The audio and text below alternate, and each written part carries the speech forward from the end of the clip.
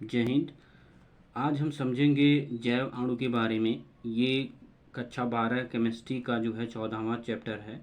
जैव अणु का मतलब होता है बायोमॉलिक्यूल्स, यानी बायोमॉलिक्यूल्स के बारे में आज हम पूरी डिटेल में समझेंगे, A to Z समझेंगे। और अगर आप लोग हमारे चैनल पर नए हैं तो चैनल को सब्सक्राइब कर लीजिएगा, वीडियो अच्छी लगती है तो लाइक और शेयर भी कीजिएगा, ठीक है। चलिए हम इसको स्टार्ट करते हैं। बायोमॉलिक्यूल्स क्या होता है, इसके हर एक पार्ट को समझेंगे। जैसे यहाँ पे आप देख सकते हैं कि जैव अणु या बायोमॉलिक्यूल्स, ठीक है। तो इसमें हमें पढ़ना क्या है, पाठ्यक्रम एक बार देख लेते हैं। तो पाठ्यक्रम में आपको कार्बोहाइड्रेट्स पढ़ना है, वर्गीकरण पढ़ना है जिसमें एल्डोज तथा कीटोज होते हैं। उसके बाद मोनोसैकेराइड्स पढ़ना है जिसमें आपको क्या होता है, ग्लूकोज या फ्रक्टोज होता है। डीएल विन्यास या एलिको सैकेराइज्ड हम पढ़ेंगे जिसको हम सुक्रोज कहते हैं। फिर डन उसके बाद आप लैक्टोज पढ़ेंगे, माल्टोज पढ़ेंगे, ठीक है। मालीसैकेराइड जिसमें आपका स्टार्च, सेलुलोज और उसके बाद ग्लाइकोजन होता है। ये महत्वपूर्ण है। तो हमें क्या पढ़ना है, पहले तो हमें देखिए एल्डोज, कीटोज, मोनोसैकेराइड, पॉलीसैकेराइड और आपका ऑलियोसैकेराइड के विषय में हमें पढ़ना है, इन सारी चीज़ों के बारे में। ये तो कार्बोहाइड्रेट्स को हैं, क्योंकि कार्बोहाइड्रेट्स बहुत सारी चीज़ों में पाया जाता है। तो कार्बोहाइड्रेट्स के इतने ज़्यादा आपको रूप दिखेंगे, ठीक है। इसके बाद हमें पढ़ना है प्रोटीन। तो प्रोटीन में आपको एमिनो अम्लों का प्रारंभिक परिचय आपको पढ़ना है, पेप्टाइड बंध पढ़ना है, पॉलीपेप्टाइड प्रोटीन पढ़ना है, प्रोटीन की संरचना पढ़नी है, प्राथमिक, द्वितीयक, तृतीयक तथा चतुष्क संरचना होती है। इसके बाद प्रोटीन का विकृतीकरण हमें पढ़ना है। उसके बाद एंजाइम। विकृतीकरण का मतलब होता है प्रोटीन को हम कैसे तोड़ते हैं। जैसे प्रोटीन होता है, कई तरह के प्रोटीन आपको पाए जाते हैं, तो उन सारे प्रोटीन्स को किस तरह से तोड़ा जाता है उसके विषय में पढ़ेंगे। फिर विटामिन में वर्गीकरण का कार्य पढ़ेंगे और न्यूक्लिक एसिड, डीएनए तथा आरएनए के विषय में जानेंगे, ठीक है। तो ये थे जैव अणु के कुछ इंपॉर्टेंट तत्व, कुछ इंपॉर्टेंट टॉपिक्स जो हम पढ़ेंगे, ठीक है। आगे हम देख लेते हैं यहाँ पे और भी चीज़ें। जैसे यहाँ पे आप देख सकते हैं कि जैसे कार्बोहाइड्रेट्स वगैरह सारी चीज़ें इसमें परिचय, कार्बोहाइड्रेट्स का महत्व तथा प्राप्ति, वर्गीकरण, डीएल विन्यास, मोनोसैकेराइड, ग्लूकोज, फ्रक्टोज, ऑलियोसैकेराइड में सुक्रोज, लैक्टोज, माल्टोज, पॉलीसैकेराइड में पढ़ेंगे हम लोग स्टार्च, ग्लूकोज, स्टार्च, सेलुलोज और ग्लाइकोजन पढ़ेंगे, ठीक है। प्रोटीन में हम क्या पढ़ेंगे, प्रोटीन में हम पढ़ेंगे अमीनो अम्ल के विषय में पढ़ेंगे। उसके बाद पेप्टाइड तथा पेप्टाइड बंध पढ़ेंगे, पॉलीपेप्टाइड पढ़ेंगे, प्रोटीन पढ़ेंगे, ठीक है। तो ये आपके प्रोटीन हो गए। साथ में प्रोटीन की संरचना के बारे में जानेंगे, प्रोटीन का विकृतीकरण के बारे में जानेंगे। फिर एंजाइम, विटामिन, न्यूक्लिक अम्ल में डीएनए, आरएनए। उसके बाद लिपिड पढ़ेंगे, फिर हार्मोन्स पढ़ेंगे। इसके बाद जो है कुछ लघुत्तरीय प्रश्न होंगे, उनके विषय में चर्चा करेंगे, ठीक है। तो आगे हम लोग बढ़ते हैं और एक एक टॉपिक को हम कवर करेंगे। इससे पहले मैं आप सभी को बार बार कह रहा हूँ कि अगर वीडियो में नए हैं तो चैनल को सब्सक्राइब कर लीजिएगा ज़रूर, ठीक है। चलिए हम परिचय पर ध्यान देते हैं कि परिचय क्या होता है। तो परिचय में पहले हम देखिए यहाँ पे परिचय हो गया। इसके पहले हम पढ़ेंगे जैव अणु क्या होता है, कि जैव अणु के विषय में थोड़ा सा हम जानेंगे। देखिए जैव अणु जो होता है वो बायोमॉलिक्यूल्स के लिए, जिसमें लेवासिए के अनुसार जीवन बहुत सी जटिल रासायनिक अपक्रियाओं का एक संयोग होता है, ठीक है। जो जीवधारियों के कुछ विभिन्न रासायनिक अपक्रियाएं करता है, इसको हम क्या कहते हैं, जैव अणु कहते हैं। तो अब हम इसके परिचय के बारे में जान लेते हैं कि परिचय क्या कहता है और परिचय में हम क्या क्या चीज़ों को ध्यान से पढ़ेंगे, इसके विषय में चर्चा कर लेते हैं। पहला टॉपिक हमारा कार्बोहाइड्रेट्स, खंड ए हम स्टार्ट करते हैं, ठीक है। काफ़ी इंपॉर्टेंट है, आप लोग इसको ध्यान से देखिएगा। जो कुछ लोग, जो बहुत सारे लोग होते हैं जो कार्बोहाइड्रेट्स के बारे में नहीं जानते हैं, उनकी कुछ अलग ही अवधारणा होती है। तो वो सारी चीज़ें क्लियर हो जाएंगी इस टॉपिक के बाद। इस वीडियो के बाद आपको कार्बोहाइड्रेट्स, प्रोटीन और विटामिन के बारे में जो जानकारी है वो बिल्कुल विभिन्न तरीके से आप इसको समझ सकते हैं, ठीक है। चलिए आगे हम लोग देखते हैं कार्बोहाइड्रेट्स यानी परिचय समझते हैं, इंट्रोडक्शन क्या होता है। तो कार्बोहाइड्रेट्स प्रकृति में पाए जाने वाले महत्वपूर्ण कार्बनिक यौगिक होते हैं जो वनस्पति जगत में प्रचुरता में पाए जाते हैं। कार्बोहाइड्रेट्स में केवल 3 तत्व कार्बन, हाइड्रोजन तथा ऑक्सीजन उपस्थित होते हैं, जिनमें हाइड्रोजन तथा ऑक्सीजन का अनुपात जल के समान यानी 2:1 में होता है तथा इनका सरलतम सूत्र CH2O होता है। CH2O होता है। अतः कार्बोहाइड्रेट्स कार्बन प्लस हाइड्रोजन सामान्यतः कार्बन के हाइड्रेट माने जाते हैं, जिनका सामान्य सूत्र CxH2OY होता है। ठीक है, जैसे आपको बताया गया है कि यहाँ पे ये चीज़ें समझाई गई कि जो कार्बोहाइड्रेट्स होता है सबसे ज़्यादा प्रकृति में पाया जाने वाला तत्व होता है, या आप इसको पाया जाने वाला एक यौगिक है। ठीक है, कार्बोहाइड्रेट्स 3 तत्वों से मिलकर बना होता है। पहला है कार्बन, हाइड्रोजन और ऑक्सीजन। ये 3 तत्व होते हैं जिनसे ये मिलके बना होता है। और इनका जो कार्बन, जो आपका हाइड्रोजन और जो ऑक्सीजन होता है, इनका जो अनुपात होता है वो 2:1 के अनुपात में होता है, जो कि पानी का अनुपात होता है। ठीक है, इनका सामान्य सूत्र की अगर हम बात करें तो CH2O का होल वाई होता है। मतलब अगर आप इसके सामान्य सूत्र की चर्चा कर लेते हैं तो CxH2OY होता है। अब उदाहरण में हम देख लेते हैं कि यहाँ पे बहुत सारे उदाहरण दिए गए हैं। देखिए, उदाहरण में आपका पहला आता है C6H12O6, जिसको आप ग्लूकोज बोलते हैं। ये आपका क्या है? ग्लूकोज, यानी C6H12O6।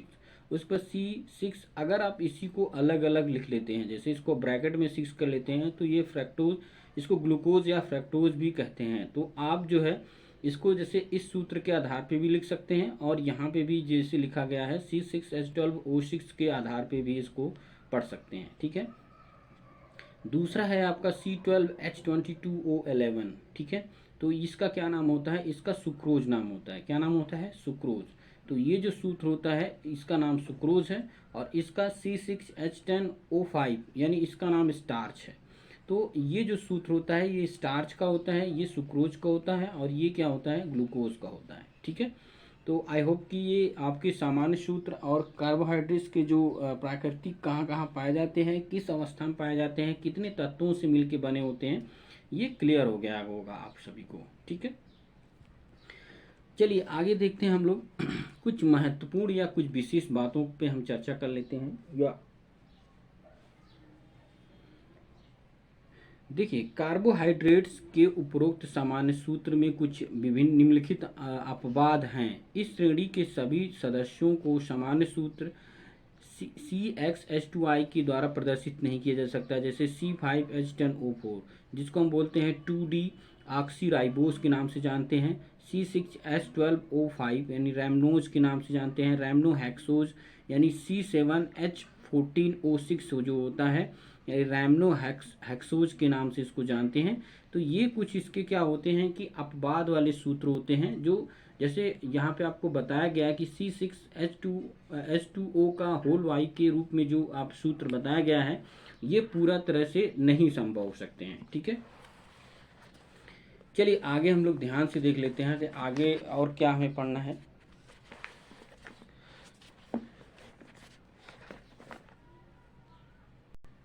देखिए, अभी हमने पढ़ा कि कार्बोहाइड्रेट्स किन किन तत्वों से मिलकर बना होता है। अब हम ध्यान देते हैं यहाँ पे कि कार्बोहाइड्रेट को नवीन परिभाषा के रूप में इसको हम कैसे जो है एक नई परिभाषा कैसे हम इसको दे सकते हैं।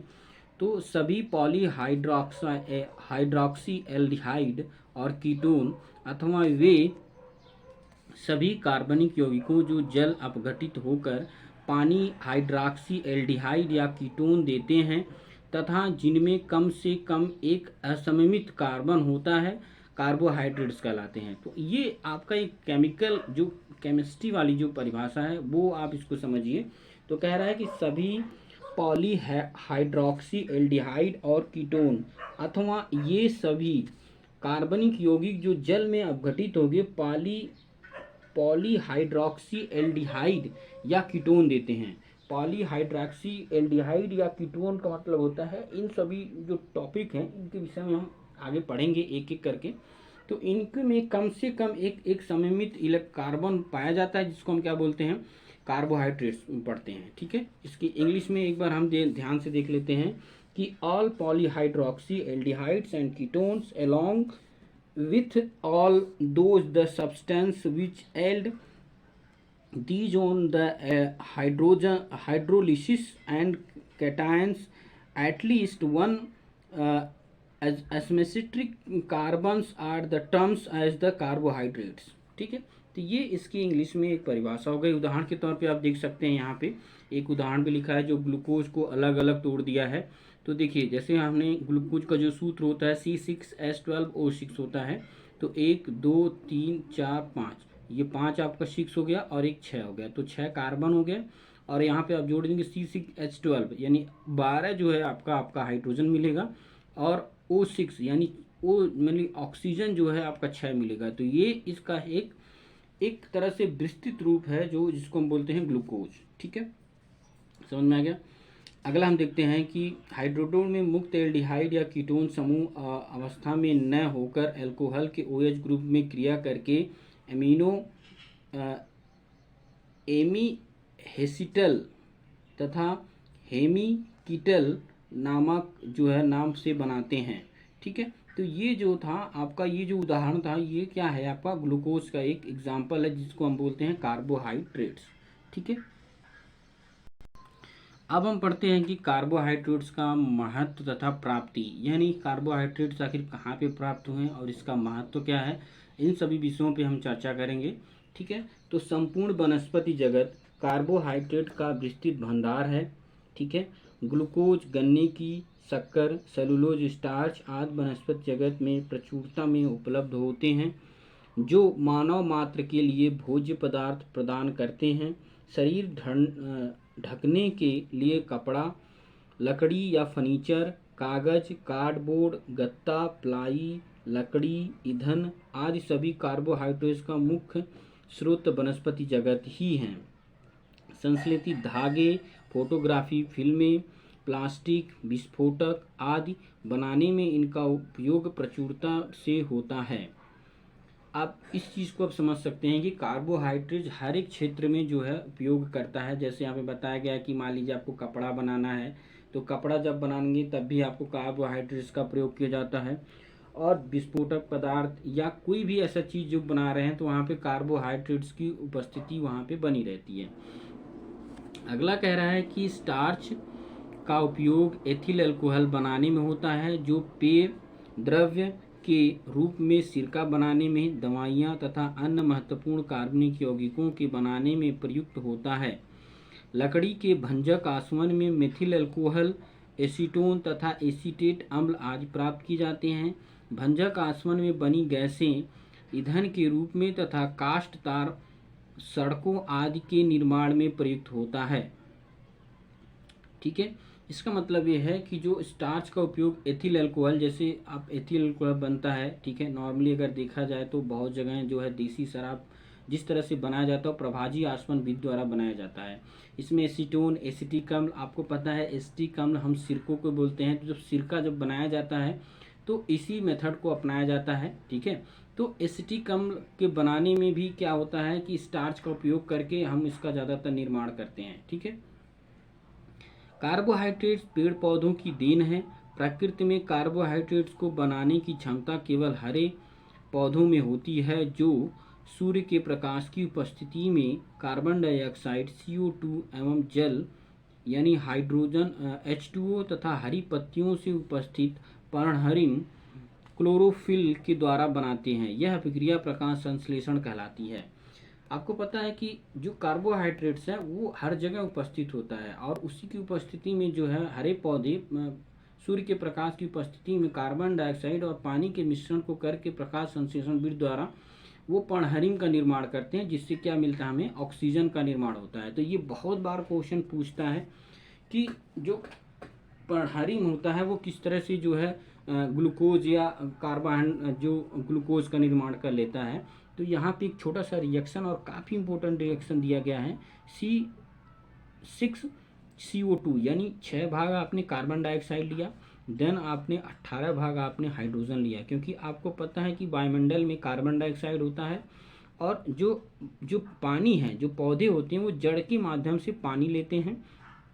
तो इन दोनों के मिश्रण को जब हम करते हैं तो यहाँ पे देखिए जब आप ये दोनों कार्बन डाइऑक्साइड और जल जब मिलते हैं तो आपका पर्णहरिम की उपस्थिति के कारण इसमें ग्लूकोज का निर्माण होता है। यानी C6H12O6 plus 12H2O plus 6O2 यानी बहुत ही मात्रा में आपका ऑक्सीजन गैस बाहर निकलती है और ग्लूकोज का निर्माण करता है, साथ में पानी भी बनता है। ठीक है, देन फिर यही पानी जो है कार्बन डाइऑक्साइड से क्रिया कर लेता है और फिर यही क्रिया रिपीटेड में चलती रहती है। तो ये काफ़ी इंपॉर्टेंट है, इस चीज़ को समझना हमें ज़रूरी होता है कि किस तरह से जो है यहाँ पे पराहरिम की उपस्थिति में प्रकाश संश्लेषण की क्रिया संपन्न होती है और हमें ऑक्सीजन बार बार मिलती रहती है। अगला है, इस प्रकार प्राप्त ग्लूकोज जटिल अभिक्रियाओं के द्वारा अन्य कार्बोहाइड्रेटों में परिवर्तित हो जाते हैं। कार्बोहाइड्रेट जंतुओं में प्रोटीन तथा न्यूक्लिक अम्ल आरएनए तथा डीएनए के साथ क्रिया करके शारीरिक द्रव्य का निर्माण करते हैं। अब कार्बोहाइड्रेट जंतुओं में प्रोटीन, न्यूक्लिक अम्ल आपको पता है कि आरएनए और डीएनए होते हैं। इन दो चीज़ों के बारे में हम आगे पढ़ेंगे कि पूरी डिटेलिंग के साथ, और ये जो है आगे चल के इनका निर्माण करते हैं और शारीरिक जो विकास के लिए एक द्रव्य का निर्माण करते हैं जिसको हम बॉडी फ्लूइड के नाम से भी जानते हैं। ठीक है। ग्लूकोज सभी जीव जंतुओं में ऊर्जा एनर्जी का प्रमुख स्रोत होता है जिसका उपयोग ये सभी जैविक क्रियाओं के पूर्ण करने में करते हैं। ग्लूकोज आपको पता है कि जब आपको डिहाइड्रेशन हो जाता है, जब आपको धूप लग जाती है, तो आप क्या करते हैं, आप जो है ग्लूकोज पीते हैं। ठीक है, यानी आप शक्कर मिला के या नींबू मिला के पानी पीते हैं, आपको एनर्जी महसूस होती है। तो उसी तरह से ग्लूकोज जो है शरीर के लिए बहुत ज़्यादा इम्पोर्टेंट होता है और ये शरीर के विकास के लिए ज़्यादा महत्वपूर्ण होता है। तो हर एक पेड़ पौधे जीव जंतुओं को ग्लूकोज की आवश्यकता होती है। तो ग्लूकोज जो होता है C6H12O6 + 6O2 जब ये क्रिया करते हैं तो आपका यहाँ पे कार्बन डाइऑक्साइड बनता है, प्लस 6 भाग पानी बनता है और प्लस आपका ऊर्जा बाहर निकलती है। ठीक है, तो ये तो आपका हो गया ग्लूकोज को जब हम ऑक्सीजन के साथ क्रिया कराते हैं तो ये चीज़ें आपकी महत्वपूर्ण चीज़ें बाहर आपकी आती हैं। ठीक है, चलिए अगला हम लोग देखते हैं कि कार्बोहाइड्रेट्स का वर्गीकरण। अब इसका वर्गीकरण किस तरह से हुआ है, इनको क्लासीफाई कैसे किया गया है, यानी क्लासिफिकेशन ऑफ कार्बोहाइड्रेट्स के बारे में पढ़ेंगे कि इनको किन किन भागों में बांटा गया है। तो कार्बोहाइड्रेट्स को निम्नलिखित 2 भागों में बांटा जा सकता है। पहला है शर्कराएं यानी शुगर्स, दूसरा है अशर्कराएं या पॉलीसैकेराइड, जिसको नॉन शुगर या पॉलीसैकेराइड्स के रूप में जानते हैं। तो ये 2 हैं, ये खासा इंपॉर्टेंट है, आप इसको ध्यान दीजिएगा। तो पहला हम शर्कराएं पढ़ेंगे यानी शुगर्स क्या होता है। तो ये शर्कराएं यानी शुगर्स ये क्रिस्टली रंगहीन ठोस जल में विलेय तथा स्वाद में मीठे होते हैं। उदाहरण ग्लूकोज, फ्रक्टोज आदि। इनमें निम्न वर्ग में विभाजित किया जाता है। अब ये देखो शर्कराएं क्या होती हैं, शर्कराएं का मतलब आप समझ सकते हैं कि शक्कर से ही है। तो इनमें क्या होता है कि ये मीठे होते हैं, ये रंगहीन होते हैं, ठोस होते हैं, जल में विलेय होते हैं और स्वाद में क्या होते हैं, मीठे होते हैं। इनको हम शर्कराएं कहते हैं। इनको हम देखिए कह रहा है कि ग्लूकोज, फ्रक्टोज आदि, इसमें क्या है, ग्लूकोज भी आ सकता है, फ्रक्टोज भी आ सकता है। इनमें निम्न भागों में विभाजित किया गया है। पहला है मोनोसैकेराइड, दूसरा है आपका ओलिगोसैकेराइड। अब हम पहला पढ़ेंगे मोनोसैकेराइड। मोनोसैकेराइड क्या होता है इसके विषय में चर्चा करते हैं हम लोग। तो ये वे सरलतम शर्कराएं हैं जिनका सरल कार्बोहाइड्रेटों से जल अपघटन नहीं होता है। ये स्वाद में मीठे तथा जल में विलेय हैं। ठीक है, मतलब आप यहाँ पे समझिए कि ये सरलतम शर्कराएं हैं, ये बहुत ही सरलतम शर्कराएं होती हैं जिनका सरल कार्बोहाइड्रेटों में जल अपघटन नहीं होता है। ये स्वाद में मीठे तथा जल में विलेय होते हैं। ये स्वाद में क्या होते हैं, मीठे होते हैं और जल में विलेय होते हैं, घुलनशील होते हैं। मोनोसैकेराइड के अणु आपस में मिलकर उच्च कार्बोहाइड्रेट्स बनाते हैं, अतः ये एकलक अणु हैं। एकलक का मतलब मोनोमेर्स जो है अणु कहलाते हैं। ये प्रकाश यानी सक्रिय ऑप्टिकली एक्टिव पॉलीहाइड्रॉक्सी एल्हाइड या कीटोन हैं जिनका सामान्य सूत्र CnH2nOn होता है तथा कार्बन की संख्या 3 से 10 तक हो सकती है। मतलब मोनोसैकेराइड का मतलब होता है कि ये जल में विलेय होते हैं, साथ में ये जो सरलतम कार्बोहाइड्रेट होते हैं वो जल अपघटन में नहीं होते हैं। ठीक है, ये स्वाद में मीठे होते हैं, ये ठोस होते हैं और ये जल में क्या होते हैं, विलेय होते हैं। ठीक है, इनके जो अगर आप कार्बन की बात करें तो ये 3 से अधिक हो सकते हैं और 10 तक हो सकते हैं। इनके कार्बनों की जो संख्या होती है ये 3 से बढ़ के 10 तक हो सकती है। इनका कुछ उदाहरण है जैसे C6H12O6 जिसको हम ग्लूकोज बोलते हैं। तो अगर आप इनको अलग करेंगे तो आपका LD हेक्सोज के नाम से भी जानते हैं। ठीक है, उसके बाद C6H12O6 ये भी वही चीज़ है, तो इसको फ्रैक्टोज बोलते हैं, मतलब ग्लूकोज है। C4H10OT, इसको हम इथ्रीथोज भी बोलते हैं या एल्डोटैक्ट्रोज भी पढ़ते हैं इसको। उसके बाद है यहाँ पे, आगे मैं कर लेता हूँ थोड़ा सा, देखिए C3H6O3, यानी जब इसको आप करेंगे तो ग्लिसरल्डिहाइड या एल्ड्रोट्रायोज के नाम से इसको हम पढ़ सकते हैं, ठीक है। तो ये सूत्र आप लोग ध्यान दीजिएगा। पहला है ग्लूकोज, दूसरा है आपका C6H4 यानी फ्रैक्टोज है। उसके बाद है आपका यहाँ पे इरीथ्रोज है। उसके बाद आपका यहाँ पे ग्लिसरल्डिहाइड के रूप में आप इसको पढ़ सकते हैं C3H6O3, यानी ग्लिसरल्डिहाइड सरलतम शर्करा के रूप में पाया जाता है, ठीक है। अब देखिए पहला अब हम पढ़ेंगे एल्डोज। एल्डोज क्या होता है कि कह रहा है कि कार्बनिक समूह यानी कार्बन ग्रुप, ये जो कार्बन का है C डबल बॉन्ड O की प्रकृति के आधार पर ये दो प्रकार से होते हैं। पहला कौन सा है आपका एल्डोज, पहला आप क्या पढ़ेंगे एल्डोज। वे मोनोसैकेराइड जिनमें एल्डिहाइड समूह यानी एक बॉन्ड CHO होते हैं एल्डोज कहलाते हैं। यानी मोनोसैकेराइड जिसमें एल्डिहाइड समूह पाया जाता है, एल्डिहाइड समूह आपको क्या कौन सा है, यानी CHO आपका एल्डिहाइड समूह कहलाता है। तो अगर ये पाए जाते हैं तो इनको हम लोग क्या कहते हैं, एल्डोज कहते हैं। इनमें उपस्थिति कार्बन परमाणुओं की संख्या के आधार पर इनको एल्डोट्रायोज या एल्डोटैट्रोज या एल्डोपेप्टोज या एल्डोहेक्सोज नाम दिए गए हैं। उदाहरण के लिए एरिबिनोज, यानी यहाँ पे देखिए आपका CHO, यानी अब ये CHO जुड़ा हुआ है, ठीक है। उसके बाद आपका C2HO3, इसको नाम ग्लूकोज देंगे, ठीक है। तो इसको हम क्या पढ़ेंगे, इसको हम पढ़ सकते हैं एल्डोट्रायोज के नाम से भी जान सकते हैं। उसके बाद कीटोज है, तो कीटोज में आपका कीटोनिक अम्ल ग्रुप जुड़ा रहता है, इसको हम क्या कहते हैं कीटोज। पहले वाले में हमने पढ़ा कि आपको एल्डिहाइड ग्रुप जुड़ा रहता है, दूसरे में कीटोज ग्रुप जुड़ा रहता है, तो उसको हम क्या पढ़ते हैं कीटोज। वे मोनोसैकेराइड जिनमें कार्बोनिक समूह कीटोनिक होते हैं कीटोज कहलाते हैं, ठीक है। तो ये जो सूत्र है आपका CH2OH, ठीक है। उसके बाद ये जो आपका पूरा जो आपका देख रहे हैं, ये पूरा रिएक्शन, पूरा जो सूत्र है आपका क्या है, ये फ्रैक्टोज के नाम से भी हम इसको पढ़ सकते हैं, ठीक है। फ्रैक्टोज के नाम से जान सकते हैं। अगला वाला बी वाला हम पढ़ेंगे कि ऑलिगोसैकेराइड क्या होता है, यानी ऑलिगोसैकेराइड के विषय में जानेंगे। तो वे कार्बोहाइड्रेट जिनके जल अपघटन से 2 से 10 तक मोनोसैकेराइड के अणु प्राप्त होते हैं ऑलिगोसैकेराइड कहलाते हैं। ये जल में भी विलेय तथा स्वाद में मीठे होते हैं, ठीक है। तो ऑलिगोसैकेराइड में भी क्या होता है कि जो आपका ग्लूकोज वाले जो गुण होते हैं, यानी मोनोसैकेराइड के जो गुण होते हैं वो क्या अणु जो होते हैं वो 2 से 10 तक होते हैं, और इनका भी स्वाद क्या होता है, मीठा होता है, और ये क्रिस्टली होते हैं, और साथ में जल में क्या होते हैं, घुलनशील होते हैं, ठीक है।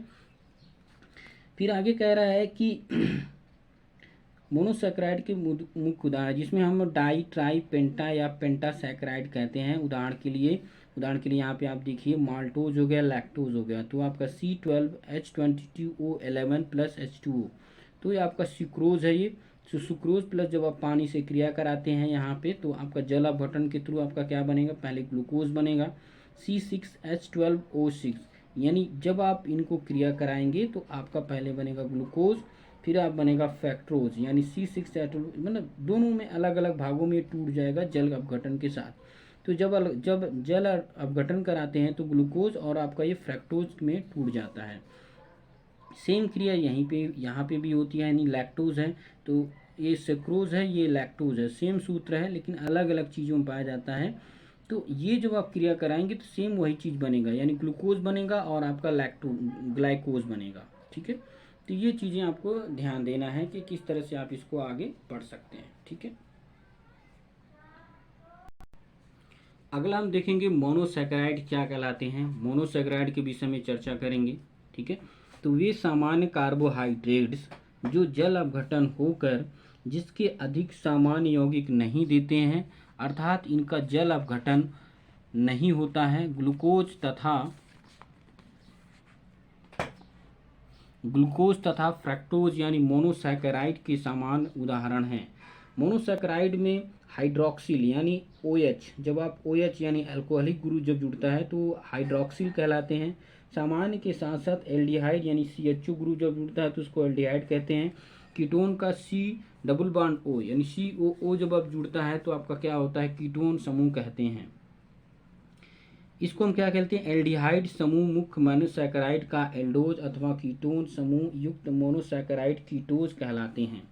जब आप यहाँ पे एल्डिहाइड ग्रुप जुड़ता है तो उसे मोनोसैकेराइड को एल्डोज कहते हैं। जब कीटोन ग्रुप जुड़ता है तो उसको हम क्या बोलते हैं, कीटोज ग्रुप कहते हैं। ठीक है, तो अब हम इनके गुणों के बारे में एक एक यहाँ पे देखिए पूरी सारणी बना रखी है, तो पूरी सारणी के बारे में हम एक एक चर्चा कर लेते हैं। जैसे एल्डोट्रायोज यानी C3H6O3 है जो है, तो आपका एल्डोट्रायोज हो गया, आणविक सूत्र हो गया, इसको हम बोलते हैं, उदाहरण के तौर पे पढ़ सकते हैं, इसको हम लोग ग्लिसैरोडिहाइड के नाम से जान सकते हैं। उसी तरह से ये सारे जो है सूत्र आप दिए गए हैं, आप इसको अगर स्क्रीनशॉट लेना चाहते हैं तो स्क्रीनशॉट भी ले सकते हैं, ये पूरी डिटेलिंग के साथ यहाँ पे दिया गया है। ठीक है,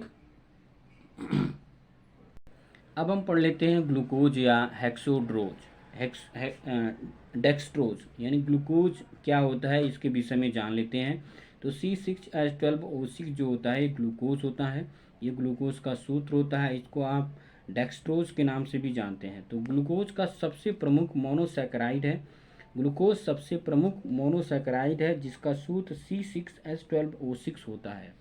ठीक है, यह प्रमुख रूप से पके हुए अंगूर 20 से 30% तथा अन्य मीठे फलों जैसे केला, आम तथा मधु आदि में पाया जाता है, अतः इसे अंगूर की शक्कर या दाच शर्करा भी कहते हैं।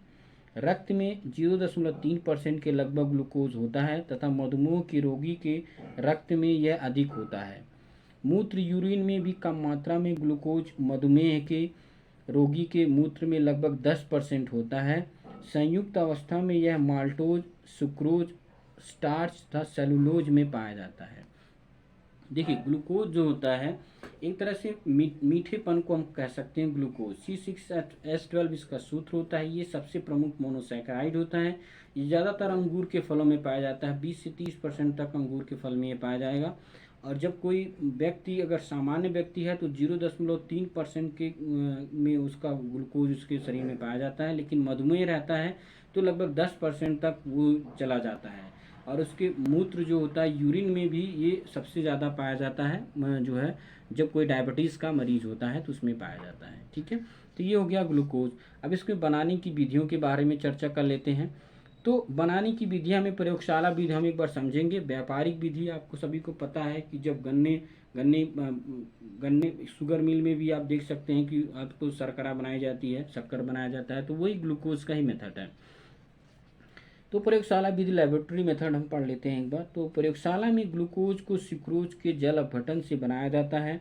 सुक्रोज को 90% अल्कोहल में विलय करके उसमें थोड़ा सा 4% एल्कोहलिक हाइड्रोक्लोरिक अम्ल मिलाने से प्राप्त विलयन में 50 डिग्री टेम्परेचर पर गर्म करके ग्लूकोज तथा फ्रक्टोज का मिश्रण प्राप्त होता है। इसको किससे बनाया जाता है, सुक्रोज के जल अपघटन से बनाया जाता है। ठीक है, तो इसमें 90% जो है अल्कोहल में विलय करने से थोड़ा सा जो है 4% एल्कोहलिक हाइड्रोक्लोरिक अम्ल मिलाने से प्राप्त विलयन को 50 डिग्री टेम्परेचर ताप पर गर्म करने पर ग्लूकोज तथा फ्रक्टोज का मिश्रण प्राप्त होता है। आपको इतना चीज़ों को ध्यान देना होगा कि इस ग्लूकोज से बनाया जाता है और ये 90% जो है अल्कोहलिक विलय में होता है और 4% अल्कोहलिक हाइड्रोक्लोरिक अम्ल मिलाने से प्राप्त होता है। तो यहाँ पे देखिए सैक्रोज है तो C12H22O11 और इसमें जल आप जब मिला देते हैं तो आपका क्या बन जाता है, यहाँ पे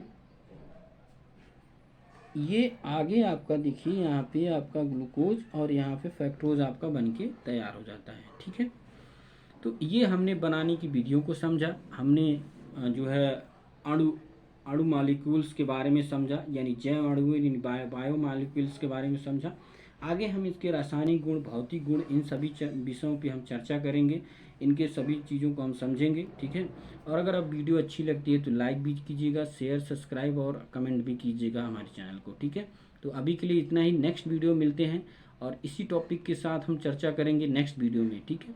तो अभी के लिए जय हिंद।